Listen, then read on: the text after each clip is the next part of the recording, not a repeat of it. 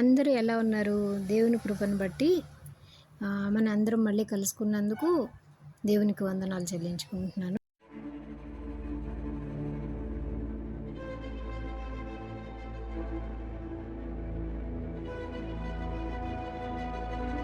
అయ్యా!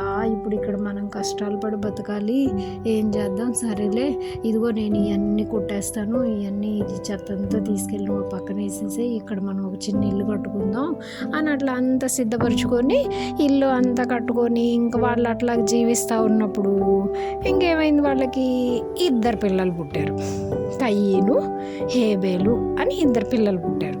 2 పిల్లలు పుట్టేటప్పటికి అమ్మయ్య, పోనీలే, ఎంత కష్టపడి ఏం చేసుకున్న దేవుడు మనకి 2 మంచి పిల్లల్ని ఇచ్చాడులే అనుకుని చాలా హ్యాపీగా ఫీల్ అయ్యారు. వాళ్ళు హ్యాపీగా ఫీల్ అయ్యి పెద్దోడు కొంచెం పెద్దోడు అవ్వగానే వాళ్ళ డాడీ ఏం చెప్పాడు, అరే బాబు, నువ్వు నాతో పాటు పొలం పనులన్నీ చేస్తూ ఉండరా, పొలం దగ్గరికి వచ్చి పొలం పనులు ఇవన్నీ చేస్తూ ఉండి ఆ పొలంలో నీళ్లు పెట్టి పంటలు పండించి ఈ పనులన్నీ నువ్వు చెయ్యి అని చెప్పాడు.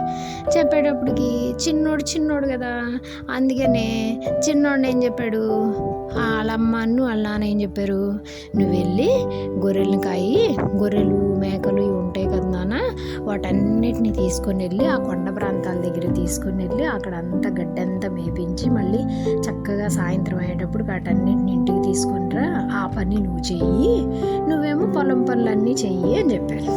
చెప్పేటప్పటికి ఇంక పిల్లలు మరి వింటాం కదా, నెక్స్ట్ ఇంక మనమే చేయాలి కదా, మరి మమ్మీ డాడీ చెప్పినప్పుడు చేయాలి కదా. వాళ్ళ మమ్మీనేమో ఇంట్లో వంటలన్నీ చేస్తే వీళ్ళకి సమకూరుస్తూ ఉంటే వీళ్ళు ఇలా పెద్దోళ్ళు అయిన తర్వాత చక్కగా కయ్యూను తన సొంతగా తనే ఒక పొలాన్ని వేసేసి పంట పండించేయగలిగాడంట. హేబేలు కూడా చక్కగా వెళ్ళిపోయి తనంతట తనే గొర్రెల్ని మేకలన్నీ కాసుకుంటా వాటిని బాగా వృద్ధి చెందించుకుంటా తీసుకొని వస్తుంటే అప్పుడు దేవుడు మళ్ళీ వీళ్ళ దగ్గరికి, అంటే దేవుడు చూస్తూ ఉన్నాడు అనమాట, వీళ్ళు ఎట్లా చేస్తారు ఏం చేస్తారు చూద్దామని చెప్పేసి చూస్తూ ఉన్న ఏమైంది, అంతకుముందేమో ఆదాము అవ్వలప్పుడేమో చక్కగా దగ్గరకు వచ్చి వాళ్ళతో వచ్చి మాట్లాడేవాళ్ళు. దేవుడు కోపం వచ్చింది, వీళ్ళు నేను చెప్పిన మాట వినలేదు అని కోపం వచ్చి మాట్లాడకుండా చూస్తూ ఉన్న తర్వాత ఏమైందంటే కొంచెం వీళ్ళు పెద్దోళ్ళు అయ్యి వీళ్ళు ఇట్లాగ భయభక్తులతో ఉంటా దేవుణ్ణి స్మరించుకుంటా పొద్దున సాయంత్రం ఆరాధన చేసుకుంటా, అయ్యా నువ్వు ఇచ్చిన ఆహారమేనయ్యా మాకు, అయ్యా నువ్వు ఇచ్చిన జీవితమేనయ్యా, మేము ఇట్లా అయినప్పటికీ మేము హ్యాపీగా ఉండగలుగుతున్నాం అయ్యా అని రోజు ఆయన్ని స్తుతిస్తూ ఉన్నది చూసి దేవుడు పోన్లే వీళ్ళు మళ్ళీ లైన్లోకి వచ్చారు, వీళ్ళ మళ్ళీ నా మాట నన్ను అనుసరిస్తానే ఉన్నారు అని అనిపించి, కానీ దేవుడికి బాధ అనిపించింది. అసలు ఎదురుగా కనపడాలి అని అనిపించకుండా ఏం చేశారంట, వాళ్ళని దూరం నుంచి పలకరిస్తూ ఉన్నారంట, దూరం నుంచి చూస్తూ ఉన్నారు, దూరం నుంచి అబ్జర్వ్ చేస్తూ ఉన్నారు, ఏం చేస్తున్నారని అబ్జర్వ్ చేస్తా ఏం చెప్పారంట, ఆదాంకి ఏం చెప్పారంట, నువ్వు కయ్యనికి హేబేల్కి అప్పచెప్పావు కదా, వాటిల్లో నుంచి ప్రశస్తమైన వాటిల్లో నుంచి తీసుకొచ్చి నా కొరకు సమర్పించమని వాళ్ళకి నువ్వు చెప్పు అని చెప్పారంట. చెప్పేటప్పటికి అప్పుడు ఒక రోజున వీళ్ళందరూ చక్కగా ఇంట్లో కూర్చొని భోజనం చేస్తూ ఉన్నప్పుడు, ప్రార్థన చేసుకొని భోజనం చేస్తూ ఉన్నప్పుడు ఏమన్నాను, వాళ్ళ డాడీ ఏం చెప్పారంట, అరే బాబు కయ్యను, నువ్వు పంట పొలాలు పండిస్తున్నావు కదా, నువ్వు పండించే పంటలో నుంచి నాన్న దేవుడి కోసం రేపు పొద్దున ఒక రాతి బల్లను తయారు చేసి ఆ రాతి బల్ల మీద దేవుడి కోసం నువ్వు సమర్పించు, దేవుడికి నువ్వు నీ పొలంలో ఉన్న పంటల్ని నువ్వేమేం పండించావు ఆ పంటలన్నీ తీసుకొని వెళ్ళి సమర్పించు అని. ఎట్లా సమర్పించి ఏం చేయను నాన్న, ఏం సమర్పించును అని అంటే అప్పుడు ఆదాం అన్నాడంట, అవి తీసుకొని వెళ్ళి ఒక బలిపీఠం కట్టి ఆ బలిపీఠంలో దేవునికి అగ్నితో మండిస్తూ ఉండి ఆ బలిపీఠంలో దాంట్లో ఈ పంట మన ధాన్యాన్ని నువ్వు ఏర్పాటు చేసుకున్న ధాన్యాన్ని అవన్నీ తీసుకొని వెళ్ళి అవి వేసినప్పుడు అవి డైరెక్ట్గా దేవుడి దగ్గరికి వెళ్తాయి అని చెప్పారంట. చెప్తే సరే అలాగే నాన్న అన్నాడంట.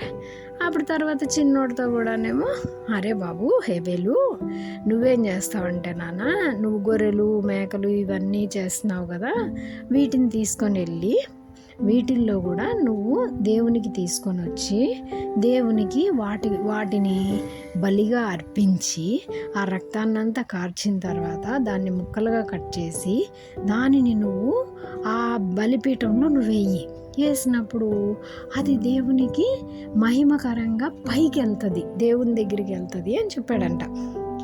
అంటే మరి దేవుడు పైన ఉన్నాడు, ఆయన దగ్గరికి చేరాలి అని ఆయనకి తెలిసిన రకంగా ఆయన చెప్పేటప్పటికి నాకు అర్పించమని చెప్పాడు కదా దేవుడు, అందుకని మీరు ఆ రకంగా అర్పించండి అని చెప్పేటప్పటికి ఓకే నాన్న, ఓకే అయితే రేపు పొద్దున మేము అట్లా చేస్తామని చెప్పారండి. చెప్పేసిన తర్వాత కయ్యను వెళ్ళిపోయాడు.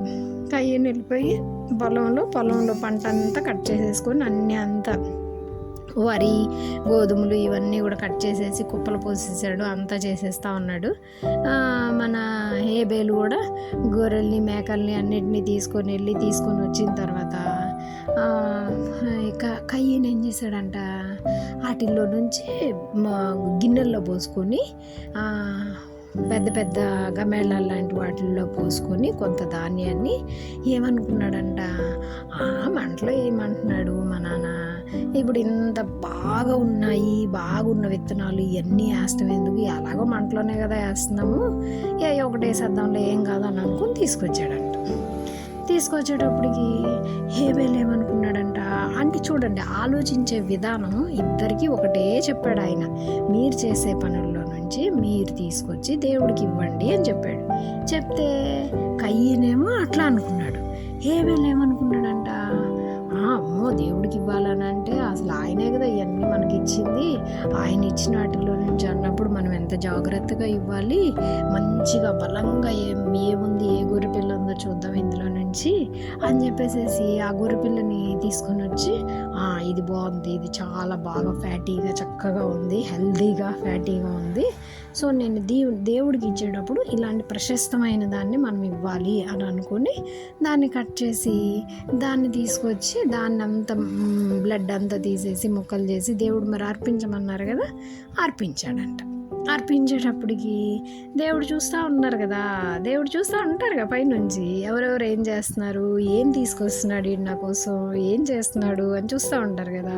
ఆయనకి లోపల మన మనసులో తెలుసు ఏమనుకుంటున్నామని. అలా తీసుకొని వచ్చినప్పుడు దేవుడు అన్నాడంట, కయ్యను నువ్వు మంచిగానే తీసుకొచ్చావా నా కోసం అన్నాడంట.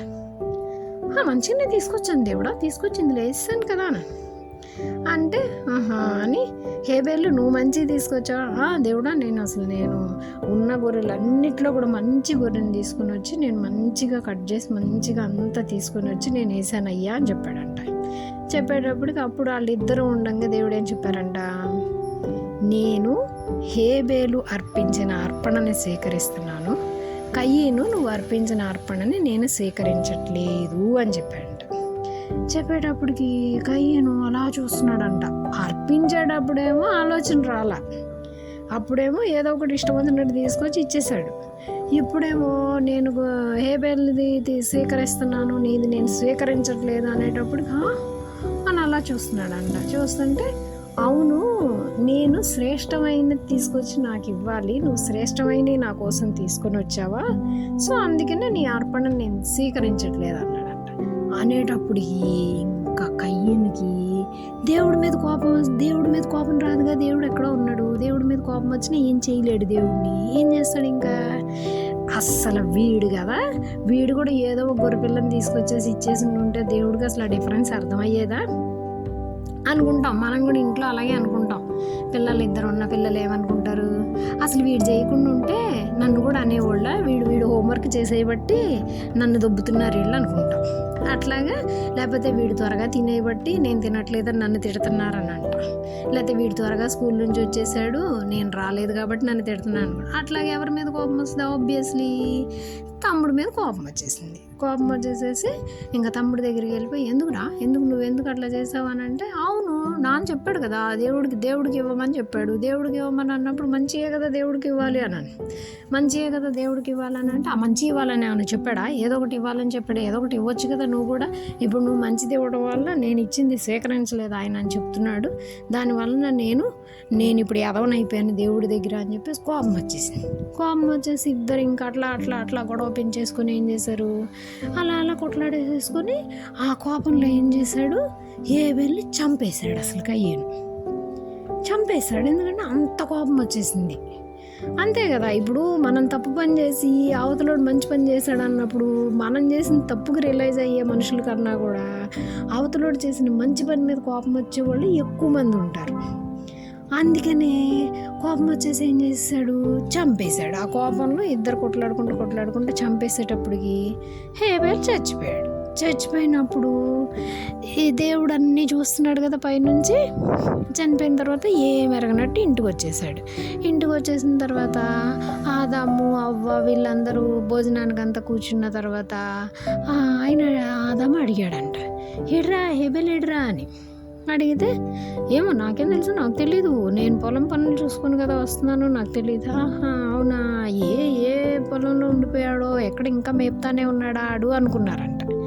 అనుకునేటప్పటికి సరేనని బయటకు వచ్చేసి ఇంకా భయంగా తిరుగుతున్నాడంట. భయంగా ఆ పొలాలెమ్మట అక్కడ వెళ్ళిపోయి పిచ్చోళ్ళలాగా అలా భయంగా తిరుగుతుంటే అప్పుడు దేవుని స్వరము, కయ్యను హేబెల్ ఎక్కడా అని అడిగారంట. అడిగేటప్పటికి కయ్యానికి ఇంకా అయిపోయింది, ఇంకా గుండె జారిపోయింది. ఏం చేయాలో అర్థం కాకుండా నాకేం తెలుసు, నన్ను అడుగుతావేంటి దేవుడా, నాకేం తెలుసు, నాకు తెలీదు అని అన్నాడంట. నీకు తెలీదా, నువ్వు చంపిన హేబెలు రక్తము నాతో మొర్ర పెడుతుంది అని అన్నాడంట. అనుకున్నాడంట. అర్థమైందా? అంటే మనుషులు ఎవరు చూస్తున్నారు, చూడట్లేదు, లేకపోతే మనల్ని ఎవరు చూడట్లేదులే, మనం ఏమన్నా చేయొచ్చులే అని మనం అనుకున్నా ఎవరు చూస్తారు, దేవుడు చూస్తాడు. మనం ఏ తప్పు చేసినా దేవుడు ఖచ్చితంగా చూస్తాడు. కాబట్టి అందుకని ఏమడిగాడు, కయ్యను హేబెల్ ఎక్కడా అని అడిగాడు. అంతే కదా, రేపొద్దున మీలో నుంచి కూడా అట్లాగే ఏదన్నా మనం తప్పు చేసామనుకో, నువ్వేం చేసావు ప్రవీణ్, నువ్వేం చేసావు అని అడుగుతాడు. అడిగానుకో అప్పుడు అమ్మో దేవుడికి తెలిసిపోయిందా నేనేం చేశాను అని అంటే తెలుస్తుంది దేవుడికి. మనుషులకు తెలియదు, పేరెంట్స్కి తెలియదు, దేవుడికి తెలిసిపోతుంది కదా. దేవుడు పైనుంచి చూస్తూ ఉంటాడు కాబట్టి. అప్పుడు దేవుడు ఏమన్నారు, హేబెల్ రక్తం నాకు మొరపెడుతుంది, హేబెల్ని నువ్వు నాకు మంచిగా అర్పించాడని చంపేశావు కాబట్టి నిన్ను నేను దేశదిమ్మరలాగా చేసి పంపిస్తాను. నిన్ను దేశదిమ్మరలాగా ఒక మెంటలోళ్ళ తిరుగుతావు నువ్వు రోడ్లు వెంబడి పడి.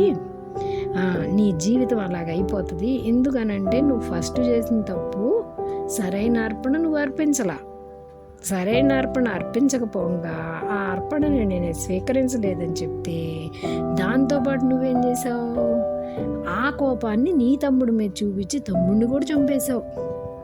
అంత దుర్మార్గమైన పనిని నువ్వు చేసినప్పుడు నువ్వు అసలు ఈ లోకంలో ఒక మనిషిలాగా బతకడానికి అర్హుడవు కాదు. అందుకనే నువ్వు ఒక జంతువులాగా, నువ్వు ఒక వింత మృగం తిరిగినట్టు తిరుగుతావు ఈ లోకంలో అని చెప్పేటప్పటికి భయం వేసేసింది. ఇంకా కయ్యనికి భయం వేసేసి ఏమంటున్నాడు, నేను ఎవరో ఒకరిని చంపేయమని అడుగుతాను, నువ్వు కనుక అలా చేసావంటే దేవుడా, ఎందుకంటే నేను అలాంటి జీవితం జీవించలేను, ఎవరో ఒకరిని చంపేయమని అడుగుతాను నేను అని అంటాడు. అడిగితే నిన్ను ఎవరన్నా చంపడానికి వచ్చారనుకో వాళ్ళు శాపగ్రస్తులు అయిపోతారు, జాగ్రత్త. నిన్ను ఎవరన్నా చంపడానికి నీ దగ్గరికి వచ్చిన వాళ్ళతో కూడా నేను మాట్లాడతాను, నిన్ను చంపనివ్వను, నువ్వు ఇలాగే తిరగాలి, నువ్వు ఇలాగే కనపడాలి, దేవుడి మాట వినని వాడి జీవితం ఇలా ఉంటుంది అనేది తెలియాలి అని చెప్పేటప్పటికి ఇంకేముంది, ఇంకా అలా ఏడ్చుకుంటా అప్పుడు ఏమన్నారంటే ఇతను దేవుని మాట వినని వాడు అని అర్థం అవ్వటం కోసం నీ నుదిటి మీద నేను ముద్ర వేసి నీ ఫోర్ హెడ్ మీద నేను వదిలిపెడతా. అప్పుడు నేను చూడంగానే మనుషులకి అర్థమైపోతుంది, ఓహో ఈడేదో దేవుడి దగ్గర ఏదో తప్పు చేశాడు, అందుకే దేవుడు ఈయన్ని ఇట్లా పనిష్ చేశాడు అనేది అర్థమైపోతుంది అని చెప్పాడు. అర్థమైంది కదా. ఇప్పుడు మనకేం అర్థమైంది, దేవుడు ఫస్ట్ తల్లిదండ్రులు చిన్న తప్పు చేశారు, ఆ పాము చెప్పిన మాటలు వినేసేసి, పాము దేవుని మాటకు లోపడకుండా పాము చెప్పిన మాటలు వినేసేసి మనం తినచూద్దాంలే అదిలే ఇదిలే అనుకొని వాళ్ళు చిన్న తప్పు చేశారు. చిన్న తప్పు చేసేటప్పటికి దేవుడు వాడని ఖండించి బుద్ధి చెప్పాలని చెప్పి బయటికి పంపించేటప్పటికి వాళ్ళ కడుపులో నుంచి వచ్చిన వీళ్ళైనా సరిగా ఉండకుండా ఎంత వాళ్ళు, అయ్యా మేము తప్పు చేసాం, మేము ఇలా తప్పు చేసాం, దేవుడు మమ్మల్ని అందుకే పంపించేశాడు, మీరు అలా చెయ్యొద్దు, మీరు అలా ఉండొద్దు అని రోజు వీళ్ళకి బోధిస్తున్నప్పటికీ కూడా వీళ్ళు ఏం చేశారు, ఇద్దరు ఉన్నా కూడా బాగానే ఉండి మళ్ళీ ఇతను ఏం చేశాడు, చాలా పెద్ద తప్పు చేశాడు. చాలా పెద్ద తప్పు చేస్తాం వలన దేవుడు ఇంకా చాలా పెద్ద శిక్షని ఆ బిడ్డ మీదకి దేవుడు రప్పించాడు. సో అలాగా మనకి బైబిల్లో తెలిసిన మొట్టమొదటి ఫ్యామిలీ కథగా ఈ కయ్యేను, హేబేలు, ఆదాము, అవ్వ వీళ్ళ నలుగురు గురించి మనం మాట్లాడుకున్నాం. మళ్ళీ నెక్స్ట్ టైం మనం మాట్లాడుకునేటప్పుడు ఇంకొక కథతో మళ్ళీ మనం మాట్లాడుకుందాం. ఇప్పుడు మీకు అందరికీ అర్థమైంది కదా, మనం దేవునికి ఎంత లోబడి ఉంటే దేవుడు మనల్ని అంత ఆశీర్వదిస్తారు, దేవుడు మనల్ని అంత ముందుకి నడిపిస్తారు, ఆయన మనల్ని కాచుకొని ఉంటారు. దేవునికి విరుద్ధమైన పనిని చేస్తే ఆయన ఎంతటి శిక్ష అయినా కూడా వేయటానికి రెడీగా ఉంటారు అన్న జ్ఞానాన్ని మనం కలిగి ఉండాలి. ఓకేనా పిల్లలు, అర్థమైంది కదా?